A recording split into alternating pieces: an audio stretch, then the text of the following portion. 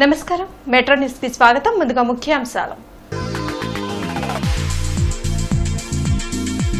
సంక్షేమ పాలన కొనసాగాలంటే వైసీపీని గెలిపించాలి. క్రోసూరు బహిరంగ సభలో సీఎం జగన్.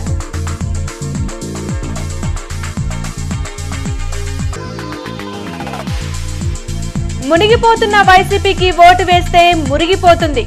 ప్రత్తిపాడు నియోజకవర్గంలో చేపట్టిన ఎన్నికల ప్రచారంలో గుంటూరు పార్లమెంట్ టీడీపీ అభ్యర్థి పెమ్మసాని.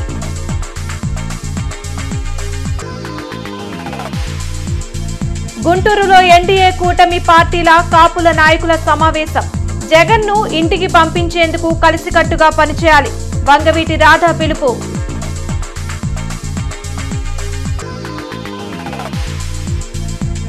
ప్రధాని మోడీ మత రాజకీయాలను ప్రోత్సహించడం సిగ్గుచేటు. గుంటూరు తూర్పులో కాంగ్రెస్ విజయం ఖాయమన్న మస్తాన్ వలి.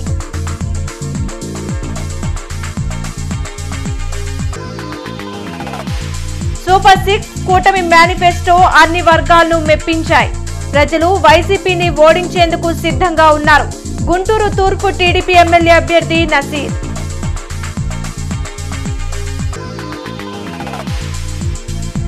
పెదకూరుపాడు నియోజకవర్గంలో ఉత్సాహంగా టీడీపీ ఎన్నికల ప్రచారం. గడప గడపకు తిరుగుతున్న ఎమ్మెల్యే అభ్యర్థి భాష్యం ప్రవీణ్.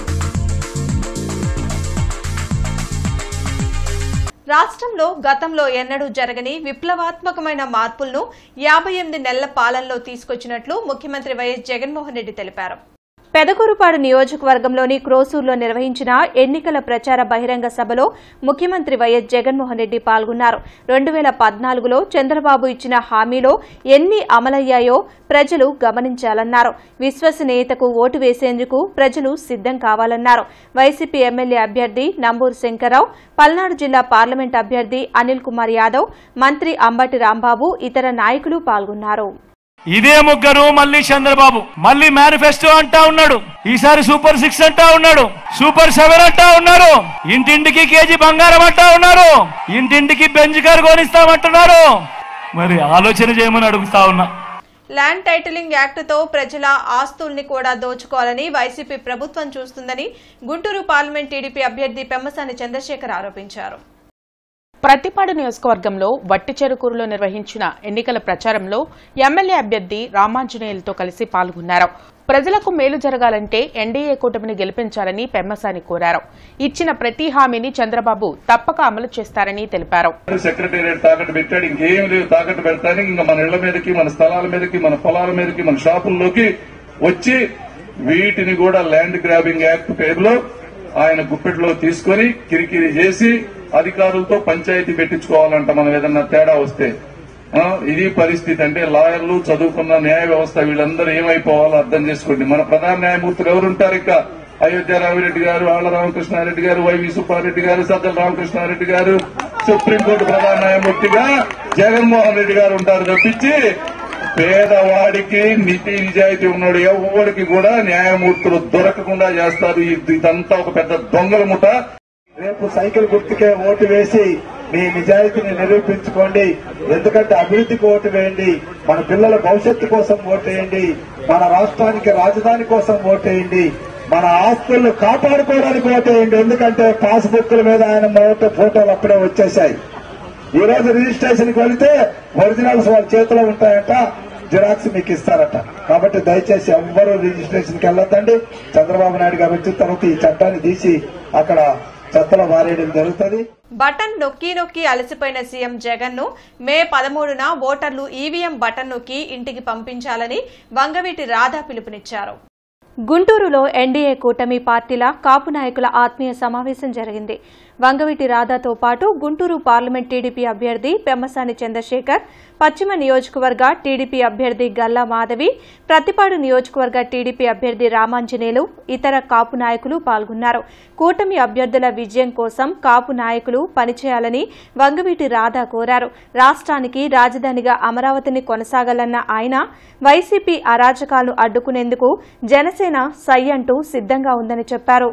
మే 13న ప్రతి ఒక్కరూ కూటమి అభ్యర్థులకు ఓటు వేసి గెలిపించేలా కాపు నాయకులు కృషి చేయాలని వంగవీటి రాధ పిలుపునిచ్చారు.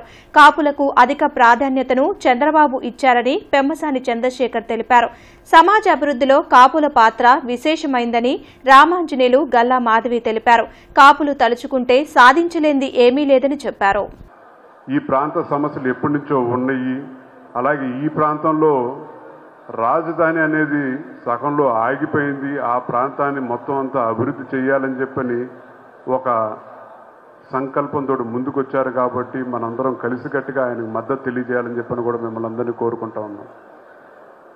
అలాగే గుంటూరు ప్రాంతం నుంచి నుంచుంటున్న మాధవి గారికి మనందరం కలిసికట్టుగా పనిచేయాలి. పనిచేయటమే కాకుండా అత్యధిక మెజారిటీతో గెలిపించుకునే బాధ్యత కూడా మనందరం తీసుకోవాలని చెప్పని కూడా మిమ్మల్ని అందరూ కోరుకుంటూ, ఈ ప్రాంతం నుంచి ఒక గెలిపే కాదు, మెజారిటీ ఎందుకు ముఖ్యమని చెప్పంటే 3 రాజధానులు కాదు, ఒకటే రాజధాని, ఇది అమరావతి అని చెప్పని తెలియజేయాల్సిన, మనం ఇచ్చే మెజారిటీ తోటి తెలియజేయాల్సిన, రాష్ట్రం ప్రజలు తెలియాల్సిన అవసరం కూడా ఉందని చెప్పని కూడా కోరుకుంటూ, ఆయన ఎప్పుడు నీతి నిజాయితీగా స్పందిస్తారు. అందుకే అంత ఆవేశం వస్తుంది. నీతి నిజాయితీ ఉన్న ఎవరికైనా కూడా ఆవేశం వస్తుంది, అందులో తప్పులేదు. మూడోది, ఇది మీరు గుర్తుపెట్టుకోండి. అంటే మీరు ఈరోజు అనొచ్చు ఏదో రాజకీయాలు 4 ఎలక్షన్స్ వస్తున్నాయి, ఓట్లు వస్తున్నాయి కాబట్టి ఏదో పవన్ కళ్యాణ్ గారిని ఇంకోళ్ళని అంటున్నానన్నా మీరు ఏమంటే ఎవరన్నా 4 అనుకుంటే అనుకోవచ్చు. ఇదంతా లైవ్ రికార్డ్ అవుతుంది. ఫ్యూచర్లో ఏమవుతుందో మనకు తెలియదు. అయినప్పటికీ ఎప్పటికైనా సరే మీరు ఇది గుర్తుపెట్టుకోండి, పవన్ కళ్యాణ్ అనేటువంటి వ్యక్తి నాకు వ్యక్తిగతంగా అత్యంత ఇష్టమైనటువంటి వ్యక్తి. ఆయనకి స్వార్థం లేదు.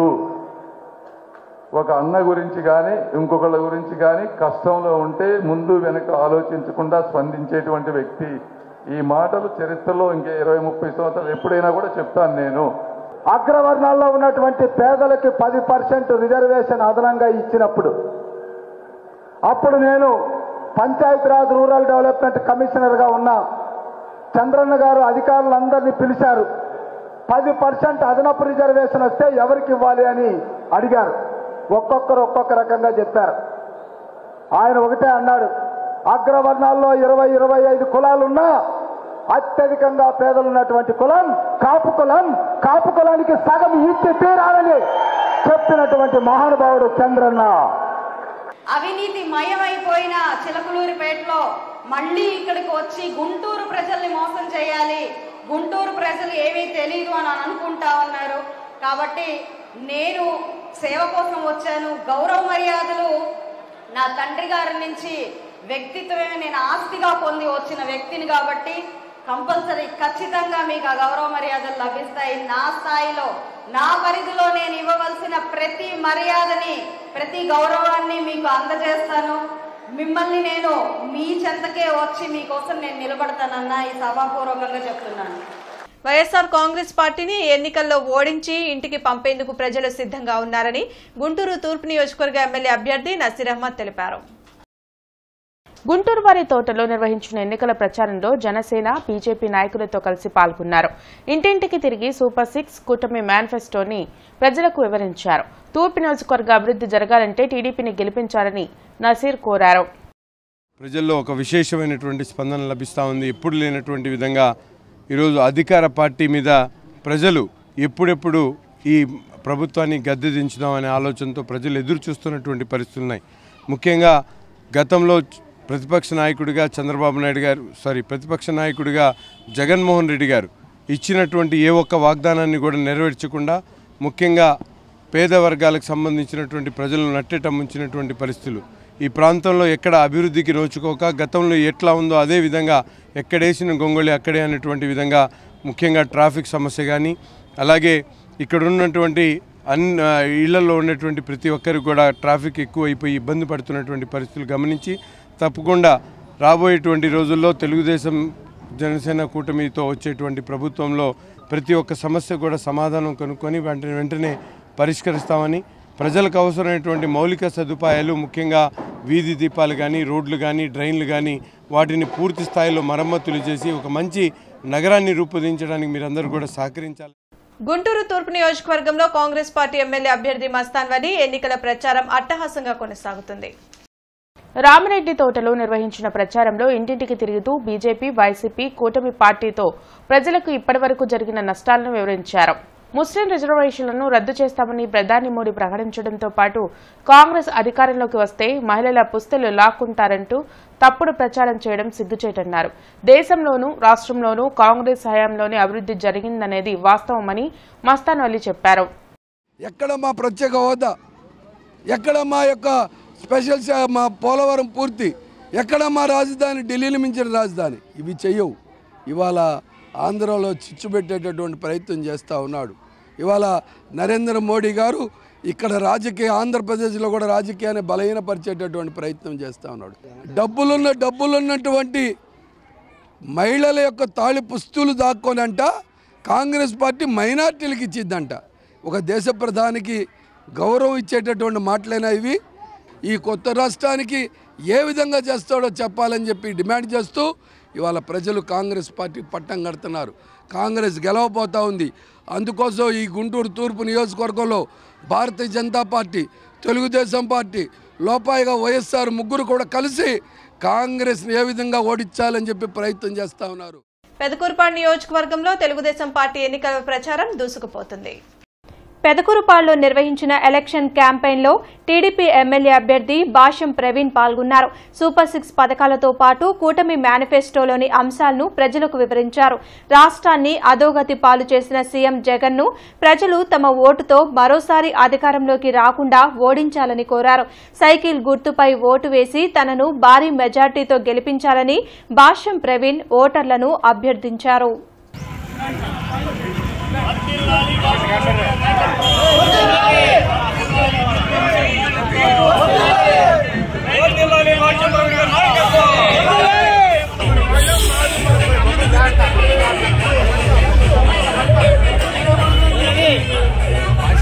కర్రీ మహేష్ పై జరిగిన దాడిని ఖండిస్తూ జిల్లా టీడీపీ పార్టీ కార్యాలయం వద్ద టీడీపీ బీసీసీఎల్ నాయకులు అర్ధనగ్న ప్రదర్శన నిర్వహించారు. టీడీపీ జిల్లా బీసీసీఎల్ ఆధ్వర్యంలో జరిగిన నిరసన కార్యక్రమంలో విశ్వ బ్రాహ్మణులు మోకాళ్లపై నిలబడి జంధ్యం చూపిస్తూ నిరసన వ్యక్తం చేశారు. విశ్వ బ్రాహ్మణులు వైసీపీ ప్రభుత్వాన్ని జంధ్యంతోనే ఉరివేసే రోజులు దగ్గరలోనే ఉన్నాయన్నారు. జనసేన నాయకులు కర్రీ మహేష్ కుటుంబ సభ్యులపై దాడి చేసిన వారిపై చర్యలు తీసుకోవాలని డిమాండ్ చేశారు. కులం పేరుతో దూషించిన పేర్ని కిట్టు విశ్వ బ్రాహ్మణ జాతికి బహిరంగ క్షమాపణ చెప్పాలని డిమాండ్ చేశారు. పేర్ని కిట్టు మాట్లాడిన మాటలను వెంటనే వెనక్కి తీసుకోవాలని, లేకుంటే న్యాయస్థానాన్ని ఆశ్రయిస్తామని హెచ్చరించారు. బీసీలను దూషించిన వైసీపీ పార్టీ నాయకులకు ప్రజలు తగిన బుద్ధి చెప్పడానికి సిద్ధంగా ఉన్నారన్నారు. కార్యక్రమంలో టీడీపీ జిల్లా బీసీ విభాగం అధ్యక్షులు వేములకొండ శ్రీనివాస్, జిల్లా బీసీ విభాగం కార్యనిర్వహణ కార్యదర్శి గట్టి శ్రీనివాస్, జిల్లా టీడీపీ విశ్వబ్రాహ్మణ సాధికార కన్వీనర్ జంపని నాగేశ్వరరావు, గుంటూరు పశ్చిమ నియోజకవర్గ విశ్వబ్రాహ్మణ సాధికార కన్వీనర్ పదిరా ఈశ్వరాచారి, ప్రత్తిపాడు నియోజకవర్గ విశ్వబ్రాహ్మణ సాధికార కన్వీనర్ పేగుడూలు లక్ష్మాచారి, ప్రత్తిపాడు నియోజకవర్గ బీసీసీఎల్ అధ్యక్షులు యలవర్తిపాటి పాపాచారులు, ముంజంపల్లి శివకుమార్, పామర్తి మోహన్ రావు, కడియాల సుబ్బారావు, ఉమ్మడోజు నాగేశ్వరాచారి, వెంకటాచారి, దాడోజు గురుబ్రహ్మం, మేడూరి రమణమూర్తి, కందుకూరి గురుబ్రహ్మాచారి తదితరులు పాల్గొన్నారు. వైకాపా ప్రచారంలో భాగంగా విశ్వబ్రాహ్మణ కాలనీలోకి వెళ్లి విశ్వబ్రాహ్మణ కాలనీలో మహేష్ అని విశ్వబ్రాహ్మణ కుర్రవాడు జనసేనలో పనిచేస్తూ ఉన్నాడు. అతని మీద అవమానకరంగా దుర్భషలాడి జంజాలు వేసుకున్న మీకు రాజకీయాలు ఎందుకురా అని చెప్పేసి నా దుర్భషలాడాడు. దీన్ని మేము జాతి మొత్తం కూడా అవమానంగా భరిస్తా ఉన్నాం. ఈ విషయాన్ని బేషరతుగా పేర్ని కిట్టు విశ్వబ్రాహ్మణ మొత్తానికి కూడా క్షమాపణ చెప్పాలని చెప్పేసి తెలుస్తూ ఈ నిరసన కార్యక్రమం తెలియజేస్తా ఉన్నాం. కారణంగా పేరు కిట్టు దుష్ప్రసలాడి ఇంటి ఎదురుగానే బాంబులు పేల్చి నానా విద్య భార్య పిల్లలను కూడా నానా విధంగా ఆడా మగానే చూడకుండా తనకు ఇష్టం వచ్చినట్టు కొట్టి తిట్టి, ఒరే మీకెందుకురా వెనకబడ్డ జాతిరా మీది, మీకెందుకురా దంజము రాజకీయం వెళ్ళరా అన్నాడు. ఈ దంజం ఉన్నవాడే రాష్ట్రాన్ని దేశాన్ని వెళ్ళిన ఘనచరిత్ర ఉన్నది. ఈ దంజానికి గాయత్రి మాత అంటారా వెధవా. ఈ దంజం అంటే ఒకసారి తెలుసుకో. దంజం పవిత్రత అనేది నీకు తెలియకపోతే బ్రహ్మంగారే గనిమిరెడ్డి అచ్చమ్మ గారికి హితబోధ చేశాడు. ఆ దంజం విలువేందో మీ పితృదేవతలను మీ కన్న తల్లిదండ్రులను అడిగి తెలుసుకో. అంతేగాని నోటికి వచ్చిన విధంగా విశ్వకర్మలది ఏమున్నదంటే విశ్వంలోని సృష్టిలో లేకుండా పోతావు, మనుగడ లేకుండా పోయే రోజు కూడా దగ్గర దాపురిచింది. ఇది ఒకటి గుర్తుపెట్టుకొని బేషరతుగా విశ్వబ్రాహ్మణ వర్షీయులందరికీ బేషరతు క్షమాపణ చెప్పాలని కోరుకుంటున్నాం. గుంటూరు పశ్చిమ నియోజకవర్గంలో వైసీపీ ఎమ్మెల్యే అభ్యర్థి విడుదల రజని ఎన్నికల ప్రచారం కోలాహలంగా కొనసాగుతుంది. అంకమ్మనగర్లో నిర్వహించిన ప్రచారంలో పాల్గొన్న ఆమె వైసీపీ మేనిఫెస్టోను ప్రజలకు వివరించారు. పేదల సంక్షేమం సీఎం జగన్తోనే సాధ్యమని తెలిపారు. ఎన్డీఏ కూటమిని ప్రజలు నమ్మే స్థితిలో లేరని, మరలా వైసీపీ అధికారంలోకి రావడం ఖాయమని విడుదల రజని ధీమా వ్యక్తం చేశారు.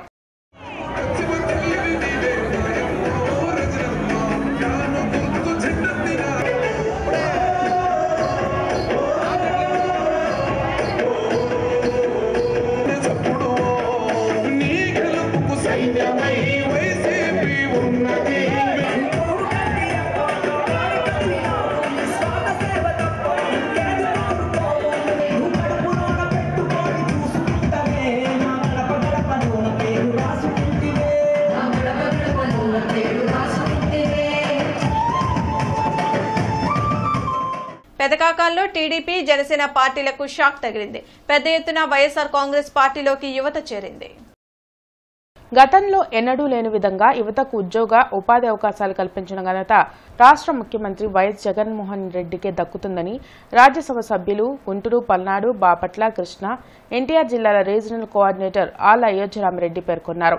పెదకాకాని మండల సేవాదళ అధ్యక్షులు ఒడియాల మల్లికార్జున రెడ్డి, సచివాలయం 2 కన్వీనర్ కోటపల్లి విజయ్, వైసీపీ నేత కరీం ఆధ్వర్యంలో పెదకాకినిలోని ఎన్టీఆర్ కాలనీకి చెందిన టీడీపీ, జనసేన పార్టీలకు చెందిన 15 మంది యువకులు వైఎస్ఆర్ కాంగ్రెస్ పార్టీలో చేరారు. వారికి అయోధ్యరామిరెడ్డి పార్టీ కండువా కప్పి పార్టీలోకి ఆహ్వానించారు. ఓటు హక్కు కలిగిన ప్రతి పౌరుడు తప్పనిసరిగా మే 13న ఓటు వేయాలంటూ అవగాహన కార్యక్రమం జరిగింది.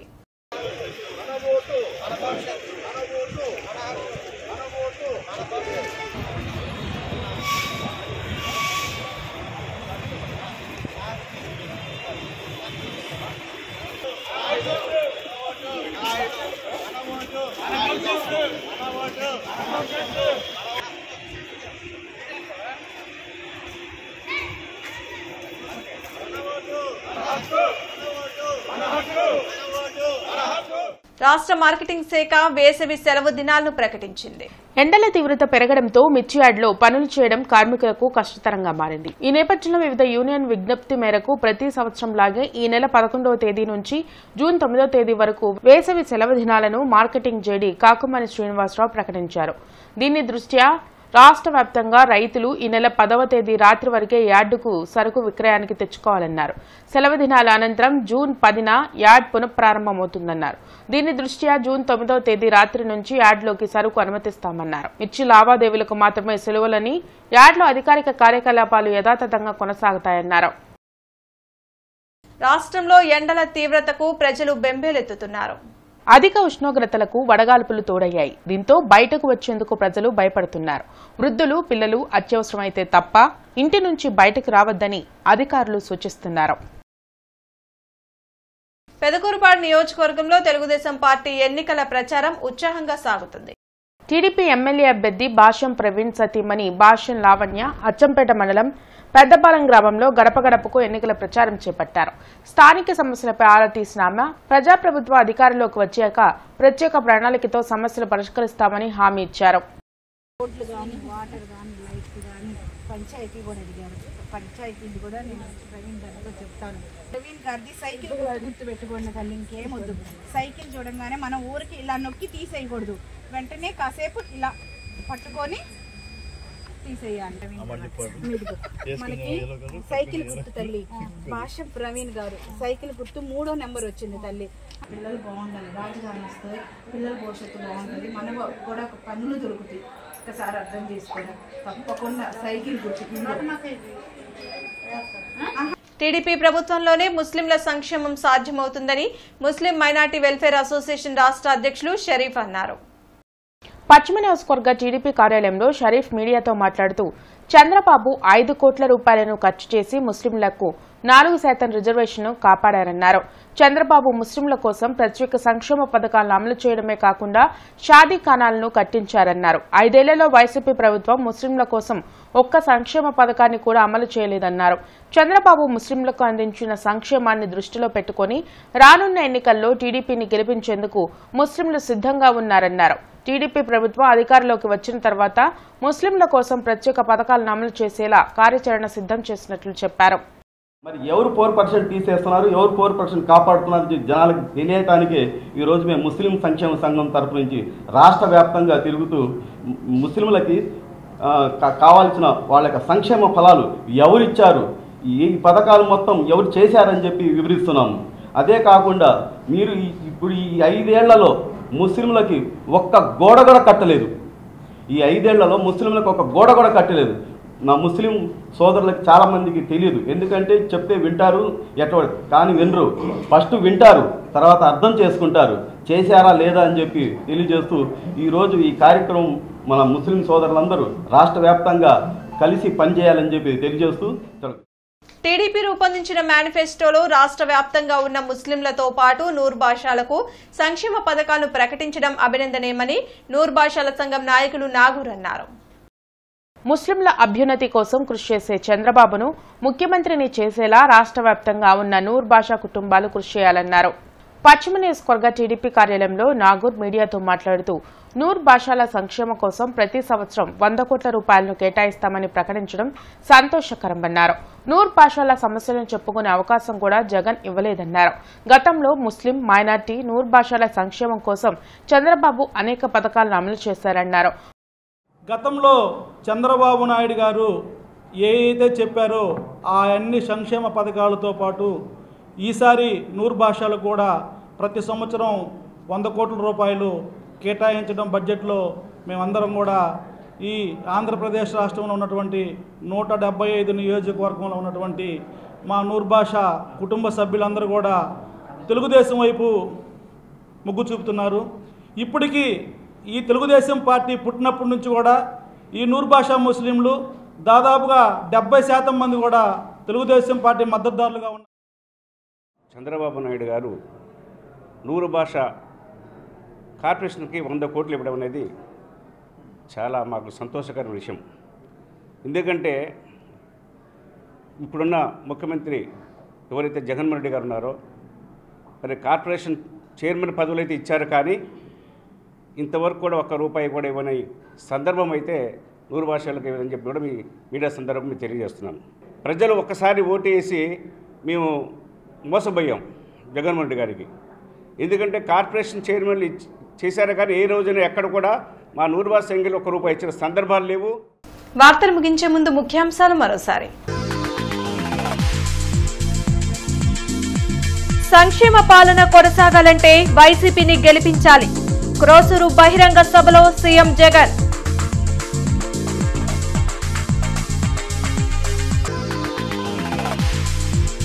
మునిగిపోతున్న వైసీపీకి ఓటు వేస్తే మురిగిపోతుంది.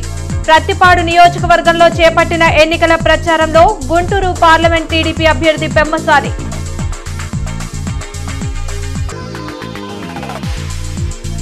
గుంటూరులో ఎన్డీఏ కూటమి పార్టీల కాపుల నాయకుల సమావేశం. జగన్ను ఇంటికి పంపించేందుకు కలిసికట్టుగా పనిచేయాలి. వంగవీటి రాధా పిలుపు.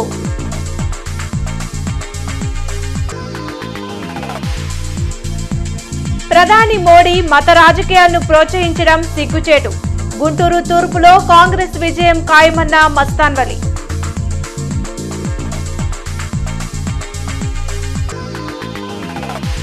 సూపర్ 6 కూటమి మేనిఫెస్టో అన్ని వర్గాలను మెప్పించాయి.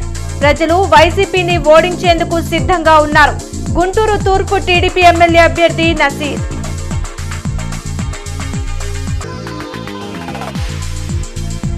పెదకూరుపాడు నియోజకవర్గంలో ఉత్సాహంగా టీడీపీ ఎన్నికల ప్రచారం. గడప గడపకు తిరుగుతున్న ఎమ్మెల్యే అభ్యర్థి భాష్యం ప్రవీణ్. ఈ వార్తలు ఇంతటితో సమాప్తం. నమస్కారం.